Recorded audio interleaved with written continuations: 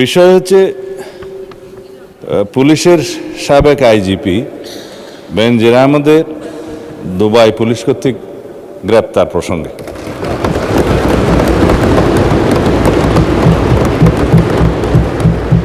এই বিষয়ে আমি মহান জাতীয় সংসদকে অবহিত করছি যে বর্তমান সরকার দায়িত্ব গ্রহণের পর দুর্নীতি মামলায় অভিযুক্ত পুলিশের সাবেক আইজিপি বেনজির আহমেদকে গ্রেফতারের জন্য ইন্টারপোলের সাথে নিবিড়ভাবে কাজ করার জন্য নিয়োজিত পুলিশ হেডকোয়ার্টার্সের national central bureau NCB Dhaka কর্তৃক ইন্টারপোলে আবেদন করা হয়।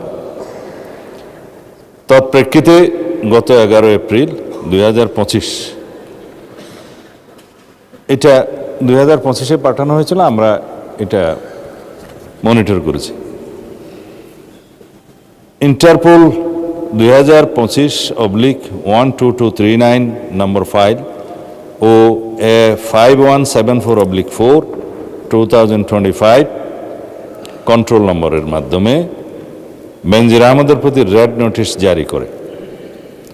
উক্ত রেড নোটিশের মাধ্যমে ইন্টারপোল কর্তৃক সংযুক্ত আরব আমিরাতের স্বরাষ্ট্র মন্ত্রণালয়কে অনুরোধ করা হয় গ্রেফতারের জন্য।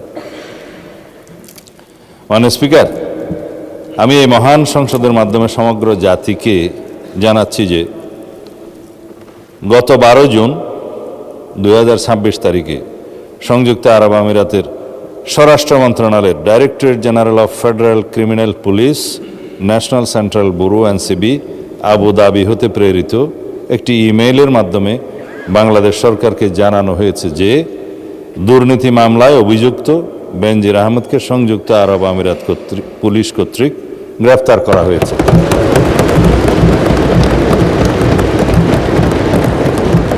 এবং তিনি বর্তমানে সেখানে আটক আছেন। মাননীয় স্পিকার, আমি এই মহান সংসদকে আরও অবহিত করছি যে এনসিবি আবুধাবি জানিয়েছে যে ইউএই ফেডারেল ল নম্বর 39/2006 অনুযায়ী গ্রেপ্তারের তারিখ হতে 30 দিনের মধ্যে কূটনৈতিক চ্যানেলের মাধ্যমে আনুষ্ঠানিক এক্সট্রাডিশন রিকোয়েস্ট প্রেরণ করতে হবে। উল্লেখ্য, বেনজির আহমেদের বিরুদ্ধে দণ্ডবিধির 420, 467, 468, 471 and 109 সেকশন এবং 1947-এর দুর্নীতি প্রতিরোধ আইনের সেকশন 5/2, 26(2) এবং 27(1) এবং বাংলাদেশ পাসপোর্ট অর্ডার 1973-এর 11 ধারার মানে সেকশন 11-এর মামলা বিচারাধীন রয়েছে। উক্ত বিষয়ে এনসিবি ঢাকা ইন্টারপোল চ্যানেলের মাধ্যমে রেড নোটিশ প্রকাশ, আন্তর্জাতিক সমন্বয়, বিদেশি কর্তৃপক্ষের সাথে যোগাযোগ এবং গ্রেফতার পরবর্তী ফলো আপ কার্যক্রম সম্পন্ন করেছে।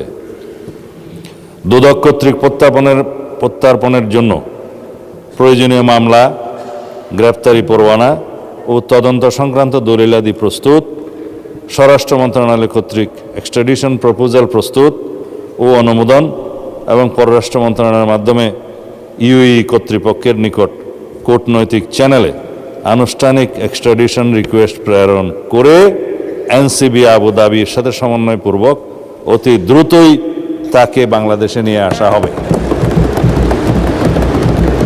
এটি বাংলাদেশ পুলিশের একটি ঐতিহাসিক সাফল্য।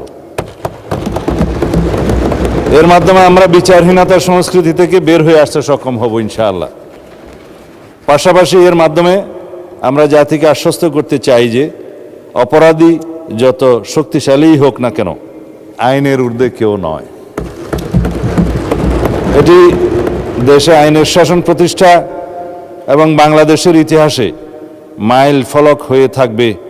মাননীয় স্পিকার, আপনাকে ধন্যবাদ।